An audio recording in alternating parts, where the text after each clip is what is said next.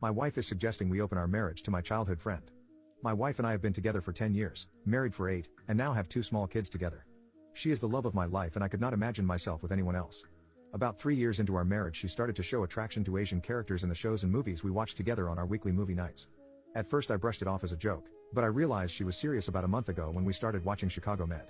She joked often of wanting one of the characters, Dr. Choi, to be her doctor so he could feel her up. I laughed along, until she insisted we stop watching when Dr. Choi got into a relationship with another doctor. Thinking about it now, throughout our entire relationship Asian men caught her attention. For the past few years, she's been obsessed with popular K-pop members, joking how she would rather be with Eric Moon and Jimin. Even going as far to say that she's disappointed she got stuck with a white man and that our babies aren't as cute. A friend of mine since childhood is Korean and visits with us often. He and my wife have become friends. I always thought she acted weird around him, but I never took it personally until last night. As I was cleaning up dinner, she put the kids to bed and asked to sit down and have a talk about something important. I was hesitant, but agreed. She started it by saying that she didn't feel like our intimacy life was as fulfilling as it used to be. I was taken aback and asked what I could do to bring her more fulfillment. She suggested we bring in a third person into our intimacy life. I instantly knew she had someone in mind despite her denying it. After an hour of talking in circles she revealed she had been having intimate thoughts and urges regarding my childhood friend and she suggested I watch. I was stunned and told her I didn't want to discuss this anymore and slept in the living room. She took the kids to school this morning and went to help her sister pack as she is moving soon. We haven't spoken since last night and I don't know what to do. I'm sat in my car outside my office writing this. I don't want to go home and see her knowing what she's thinking about. I think I want a divorce as she's clearly no longer the woman I fell in love with and I suspect she has already acted upon her urges with him. Is that too big of a jump over intimate fantasy? Is divorce too extreme of a response? Spoke with my friend and my wife after I returned home from work. What does it feel like to be an unattractive man? For all my life I was called Quasimodo the Hunchback of Notre Dame, but it was only until last year that my life changed for the better. When you're unattractive, people don't look your way unless it's to bully you. When you're fat too, I promise you'll never hear the end of it. To this day people still make fun of me because I took a picture leaning against my car, and I drove it around not realizing that I was so big I left a dent in my car. Everyone took pictures and made memes of my picture against the car and the dent my butt left it. Every time we were dismissed from school people would run to their cars to make sure I wouldn't lean against theirs. I would always cry alone in my crappy car with an empty road ahead of me. I was a big chungus to these people, a boulder, Jabba the Hutt. I get that I had fat arms, flaps that hung over my belt, and had a face full of lard and acne, but I just wanted one person to be nice to me. I was all fat, no muscle, and I hated gym because I was constantly outmatched by every guy. I always came last. My breaking point was when it was graduation day and right after I got my diploma, I tripped on stage and sprained the ankle of the girl in front of me. All night everyone told me about how I ruined that girl's special day, but it was my special day too. I was invisible to every girl in high school up until graduation day. When I got to college I was still invisible, but one girl, just one, gave me a chance. She was looking to get back at her ex-boyfriend and lose her V card. I was available and she gave me a shot. I couldn't go on top of her because I would have turned her into Flat Stanley, so she went on top of me. It felt fantastic and the next thing I knew I was done in a minute. She was furious and threw my clothes at me. She told me the only reason she got with me was so her ex-boyfriend would feel angry that she slept with a fat dude before he did, but she at least expected that. I'd last at least 10 minutes. When I finally won, the universe spat in my face. That right there was my canon event, and I promised if something like this happened again I'd just eat myself to death. I hated my self-depreciation. I wanted to feel human again. For a couple of weeks, I planned a diet, got a gym membership, and I was ready to change my life. I started my diet and cooked my own meals. I hated how dry chicken breasts were and sometimes I'd gag with how much water I was drinking. I was working out and the muscle building wasn't the worst, but doing cardio 2 times a day made me hurl in the gym bathroom. On one end I thought I was doing things right. I was taking zinc, ashwagandha, and 5 other vitamins. But my friend immediately advised me not to. He's a pretty guy and had no problem pulling girls, so he knows his way around this kind of stuff. He told me instead of shoving all those vitamins down, to just take base Shilajit since it did everything I needed and spiked up my testosterone. I was hesitant because I didn't believe in any miracle supplements, but I can proudly say that base Shilajit woke me up in the morning with a heart on. My nightly cravings went away, so I stopped overeating. For my diet, I did some light fasting to speed up the weight loss process so I wouldn't have to keep on downing so many chicken breasts. In only 6 months, my face was slimmer and I could see my jawline for the first time since elementary school. My man breasts were clearly smaller and I stopped wearing hoodies to hide my bread loaf of a belly. I didn't avoid looking at myself in the mirror every morning anymore. Though the weight loss was incredible, the thing that surprised me the most was how much the base Shilajit made my peener harder. When my meat stood up straight, it stood up taller than ever.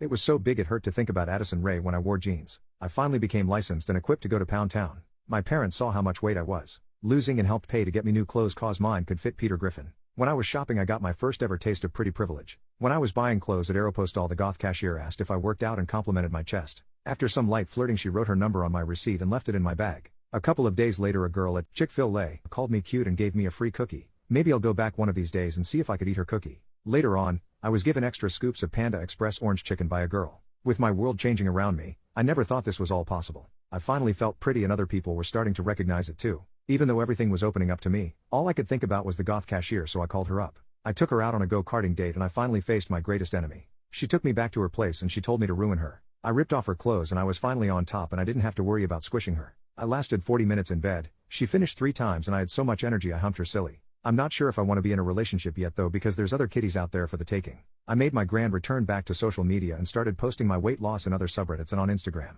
Everyone from high school couldn't believe my weight loss and how attractive I got. I was getting hundreds of likes on my posts and in my DMs I had a bunch of apologies from everyone in my graduating class. There was a handful of girls that wanted to meet up with me for coffee and others wanted to jump right to bed with me. The most unexpected surprise was the girl whose ankle I sprained during graduation. We're meeting up soon and I'm gonna press my foot down on her back when we get wicked. It was like I was living someone else's life. It was incredible. Had I known pretty privilege was this amazing, I would have been attractive years ago. Edit. So many of you have been asking what I did, so I'll lay it out simply. I did the OMAD diet, took base Shilajit to increase my testosterone levels, and I followed Colin the creator's workout routines. I promise if you stay consistent with this you'll go far. I'll see you on the other side. Ex said I was gonna be a dad. She forgot I'm a trans man. So I, 29, trans man, got bottom and top surgery when I was 23, before I met my ex, 28, female. We met a bit after I turned 25, and I of course told her I'm transgender. She didn't really care because she said she really liked me and had fun. So we basically have been dating for 3 years. Yes, I have a schlong, and I of course can't produce what biological men produce, but I never planned on ever having kids. I'm still dealing with something that happened in my childhood. While near the middle of the year in 2022, my ex started acting a bit strange, but I didn't like much of it. Our love-making life was good. We didn't fight over anything. We would talk and communicate about things, and I overall thought our relationship was good. Today after I got home from work, my ex was there. She has the keys to my apartment. She seemed like she was hiding something. She was trying not to smile. I'm kinda confused, but she says we need to talk. So I sit down beside her and asked, what's wrong? Did something happen? You know, the basic worried question. I thought she was gonna break up with me, not gonna lie, until she pulled out a pregnancy test. It was positive. I stared at it for a few minutes until I got up, excited till I realized I can't get her pregnant. I can tell by the way she reacted when my face dropped. She knew what I was thinking of. Not gonna go into much detail about our fight, but I did kick her out. I forced her to give my spare key back, and I blocked her. Was a crappy way to find out. I don't know what to do right now. This hurts so bad. My boyfriend is forcing me to be isn't. There was one specific dress that I loved and he told me it's a no and I started crying. We almost broke up over this one dress until he asked me what I care more about, him or the dress. Obviously I told him I care more about him. It's very difficult for me because I'm very into fashion and I don't see these clothes as too revealing or hot at all. I also struggled with body image for years when I was younger, and this is taking me back to the mindset of not being able to wear certain clothes because I wanted to hide my body. However, I'm very dependent on him and value his opinion a lot. I don't know what to do. I don't want to dress like a kid. I'm grown and I should be able to look like it. He's told me several times my clothing embarrassed him and that the whole world should see me as a good little Christian girl. My dad took his life on Father's Day. My mom was threatening divorce, and my dad was very, very depressed over it. For about a week I went back and forth from the place my mom was staying and my home, where my dad was. I tried to make him feel better, and he kept asking me about my mom, asking me to talk to her, do anything I could to change her mind. I couldn't bring myself to tell him my mom had already made her decision. The night before Father's Day I was leaving to spend the night with some friends. Before I left, I told him I'll be back early so I could make breakfast for him for Father's Day. He said he'll take a rain check. I didn't think anything of it. I went to a club that night, and took some ecstasy. I was at the time also prescribed Adderall and was discreetly taking more than recommended. After an hour of feeling nothing I began to feel lightheaded and hot. My heart started racing and I could barely think. I begged my friends to take me to the hospital, that something was happening to me. They shrugged it off. Finally a boy I met that day who was friends with one of my friends drove me back to his house. The whole ride home I was struggling to regulate my breath and heart rate, fearing for my life. When we got to his house my body began to calm down, leaving me extremely weak and exhausted. I remember laying on his bed, still terrified of what and still could happen. His dog came up to me, jumped on the couch and curled up next to me, making it so his head propped on my leg, a melancholy look on his face. At about 6 a.m., all my friends were home, and after they begged forgiveness for not caring for me like they should have, I asked to be driven home. On the way I randomly started tearing up, thinking I'll have to ask my dad to take me to the hospital. Something doesn't feel right. When we got to the house I went to the door to see a note taped onto it. It basically said, don't go in the house and call the police. I'm sorry for being such a coward. My already weakened heart dropped. In shock, I called the police, eyes completely dry, that my dad had taken his life. I sat on the porch and cried. There was a lot of crying that day. My mom wailed when she drove up to the house, crying oh my god oh my god. I was taken to our neighbor's house and put to bed in the guest room. The rest of the day was spent alone, willing my body to survive. There were moments where I felt like it was going to shut down. I was too weak to cry. After a while I realized it was Father's Day. Am I the a-hole for refusing to help my stepdaughter with her baby? I married my husband Sam 5 years ago. Sam always knew I did not want to have children of my own. He was fine with it. He has a daughter Leah. His wife died when Leah was 10 years old and I met him when she was 15. I didn't meet her till after a year of dating. She was a sweet young adult and we got along great.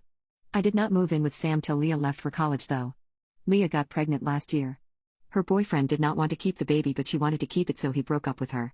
Leah moved back in with us because she could not afford her lifestyle without him. She worked as a teacher and he was the breadwinner. I had concerns about how she was going to raise a child on a teacher's salary by herself. I suggested getting him to pay child support. She did not want that. Sam thought I should stay out of it. Fine. But once she had the baby around 4 months back, Leah seemed to realize having a baby is not the sunshine and rainbows she thought it was. She barely got any sleep during the last 4 months. All the while Sam was helping her with the baby while I did almost all chores myself. Now her leave is ending. She did not want to leave the baby at daycare or with a nanny. Sam and I both work as well. She asked if I could stay home with the baby. I said no. First, it is not my baby and I never wanted to raise a child. Second, I have work. She asked Sam, who asked me to do it instead. I refused, stating the reasons again. Sam couldn't stay home because he earned more than me and covered more bills. I asked why Leah can't stay home with the baby herself. She said how she was young and had to build a career. I said many people take breaks to raise kids, and she broke down crying about how she was so tired all the time from being a mom and she needed something else in her life too. Sam feels bad for her and thinks we should help her. I suggested she pay for a nanny with her income, but Leah doesn't want strangers looking after her baby. Both of them are pressuring me to stay home with the baby so she can go to work. I'm standing firm on my decision. Leah said yesterday how she wished her mom was alive since she would have had her back. She said I didn't love her and my husband is also mad at me. Am I the a-hole for refusing to help my stepdaughter with her baby? I learned that my horrible brother and boyfriend used me as a cover for their real relationship. So, I ripped his apology letter and screamed that we are not family. When I was 17, I was in a relationship with my twin brother's best friend Jake. It lasted 8 years until we were all finished college and my ex had gotten enough money from his extremely religious parents to get a head start in life. If you don't know where this is going, my brother and Jake were together the whole time and used me as a cover because my feelings didn't matter. Basically, my brother and ex were always close and I obviously never thought that they'd do something like that to me, like your brother is meant to protect you for the bad guys. My brother had been out since his teens, which is why they came up with the idea to use me so his parents wouldn't get suspicious. My parents were angry with my brother and even cut the contract for a year, but they all made up and have been pushing for us to speak since. I refused to speak to my brother due to how they dismissed me when everything came out. Jake literally said, "You wouldn't understand, I had no other choice." My brother was worse. Like, I get where Jake was coming from because his parents are nuts, but I didn't deserve to be treated like that. It's been 5 years since everything came out. I'm currently pregnant with twins with my soon-to-be husband. My brother and Jake moved back to our hometown last year. They both have been trying via my family, friends, even co-workers, to get me to talk. My mother begged me to sit down like an adult and not let the past ruin my son's chance at having a relationship with their uncle. That the hate I have for my only sibling is ruining our family and my mental health. A few hours ago I stopped by for lunch and to show my parents scanned photos. And guess who was there? The happy couple. I was literally in shock for a few minutes, then when my brother tried to hug me I pushed him away. I got so worked up I physically couldn't stop shaking. At this, my brother and Jake tried to apologize, talk about what happened, and beg for a relationship. I was in tears and begged them to leave me alone. In the end, my brother handed me a letter and said, "I wish things could be different. You're my sister, my twin. I do love you and it kills me that we don't have each other anymore." So basically I lost it and ripped up the letter screaming that we weren't family and I just wanted him to leave me alone. I walked out after that and had to get a taxi home because I was too upset to drive. Since then my parents and family members have told me I'm cruel and bitter and that I need to stop living in the past and get over it. My terrible daughter cursed at a homeless man and said that they can't complain about living outside in the cold, so I punished her by making her sleep outside. I am a single father to 2 girls, Jasmine and Jessica. Their mom died when she was pregnant with Jess, and I had to work hard not only financially but emotionally to teach them good manners because I am the only parent they have. We hit rock bottom, and I was barely making paycheck to paycheck, but I managed to get a degree, become successful, and live well. The point is, I know how it is hard to be at the bottom of society, and my daughters know this because when they were young, we had to transfer apartments every month due to no payment. We were also forced to sleep in the car and eat once a day when I was laid off. Only a little left and we'll beg for money. Fortunately, my sister helped us out and I managed to get an apartment, bring food to our tables, and put my daughter in the school. I feel grateful that someone has helped me through these hardships because if not, I couldn't imagine where I am now. I also thought that I did a great job in teaching my daughters kindness to others as they have experienced firsthand from their aunt. This brings us to the situation which made me livid at my daughter's actions. Yesterday, Jasmine showed me a video of Jessica cursing a homeless man out and telling him, "Stop asking me for money, you'd earn it yourself if you weren't so effing lazy and spending what you earned on substances." When the homeless man complained about the cold, "We live in New England," Jessica responded, "Yeah, people camp for fun, even in December, you can't complain, you're living someone's holiday." Fury was an understatement for what I felt, as I thought I had raised an empathetic daughter. I confronted Jessica about this and her response was, "Anyone can have a job, why can't he?" I told her, that man could be having a hard time looking for a job and at the moment, he may need immediate help. But you don't need to curse a person for having such a life. Update 1. I decided that as a punishment, we need to find the homeless man and make her apologize and help pay for a hotel room for a night, as well as signing her up to volunteer at a food bank. We found the homeless man along the road in the -1 Celsius cold. We talked to him and introduced ourselves. We offered to pay for his hotel room for the day. He was very thankful and crying. He said that he hasn't got sleep for 2 weeks because of the cold. When he stood up, we realized that he had an amputated left leg. Jessica handed over $20 while rolling her eyes. I felt like it was not enough and that she had not learned her lesson, so I decided to take her up on her offer of sleeping outside. I locked her bedroom door so she couldn't go in, put a sign on it saying closed for the holidays, pitched a tent in the garden, and filled it with blankets and the sleeping bag I used when I was camping in Norway on a family holiday as a teen. I slept in the room closest to the garden for that night so I was nearby if anything was to go wrong. She was reluctant to do it but chose it over the option of not having access to her phone until the Christmas holidays were over. In the morning, she was crying about how horrible it was to wake up on a cold mat and get disrupted sleep due to birds. After comforting her, I asked her if she would like to do that every day like the homeless man. It struck a chord with her and she was crying over her actions. This afternoon, I came home from work to Jessica making a big meal to donate to the homeless people who live on the road near our house. I was proud of how she turned over a new leaf. What did your parents blame you for that turned out to be their own fault? One day when I was in high school, I arrived home to discover several mostly empty bottles of alcohol from my mother's liquor cabinet, sitting out on the kitchen counter. Upon hearing me enter the house, my mother angrily stomped into the kitchen to demand an explanation about why her booze was missing. I had absolutely no clue, but she wouldn't believe that my brother had denied drinking her booze, so therefore it must have been me. My mother threw a tantrum trying to get me to confess, which included yelling, screaming, hitting, punching and throwing things at me. Then she started hurling the other punishments. I was grounded. Any of my personal possessions that she didn't like, such as music she hated, was confiscated and many of them were smashed, destroyed and thrown into the garbage in front of my face. Then there were chores. I could expect to do nothing but clean from the moment I entered the house until I had to go to bed, until she felt I had learned my lesson. As it turned out, neither my brother nor I had anything to do with the paranormal disappearing alcoholic spirits. About 3 weeks later, one of her friends popped in for a visit. Let's call her January. I was mopping the kitchen at the time. Jan chuckled at seeing me mop and made a comment about how her kid never cleans. She asked my mother what her secret was. My mother told her about the missing alcohol and that I was being punished. Jan's face nearly hit the floor. Mouth agape, she reminded my mother that they had drunk the booze together during her last visit, about a month prior to this new revelation that I was, in fact, telling the truth. My mommy dearest very calmly stated, "Oh, that's right, I forgot." Then turned to me and said, "As soon as you're done with the floor, you can stop with the cheers for now. You're not grounded anymore." And that was that. Of course, my mother never apologized to me. My racist parents refused to let me sleep next to my husband. My husband and I are visiting my family. My husband, kids and I were getting ready to go to our room for bed when my parents started acting really awkward, like something was off. I asked them what was wrong and my mom quietly told me that my husband should sleep on the couch in the living room. I was a bit shocked because... Why? Apparently, my dad doesn't feel comfortable. I called her and my dad weird and told my husband to ignore them. We finally put our kids to sleep and are getting ready to sleep when my mom barges into the room while we're changing and says that she doesn't want us in the same room alone in her house. My husband is freaking terrified at this point because he was in the middle of changing, so he leaves for the couch and my mom says she's sorry but she's not in the mood to deal with my dad's complaining all night. I pointed out that my younger sister, 21, and her husband have slept in the same room at their house multiple times and she's never said anything and she goes, "Well, your husband is white so your dad feels weird.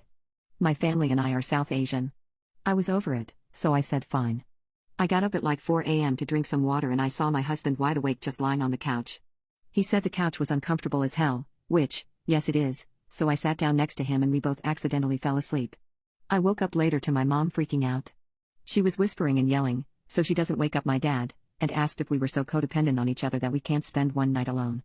I tried explaining that it was a mistake but she kept calling me disrespectful and said that I was selfish etc. I was upset but my son called for me so we ended our conversation. Now I'm wondering if I really am the jerk in this situation? My mom says I am because I was being selfish, disrespectful and completely disregarded how difficult her life would have become if my dad found us. My whole thing is that it was an accident. I'm 24, my dad is being weird and my sister's husband doesn't have to do this, so why does mine? I know a lot of this has to do with my husband being white and them being racist/prejudiced. I called my parents weird/strange/awkward because of what they were doing, glaring at each other, swearing at each other under their breaths, randomly going quiet out of nowhere etc. They do this pretty often and have been doing it for as long as I can remember. So much that my sister and I call it the weird mood. Like, keep an eye out for mom and dad, they're in their weird mood.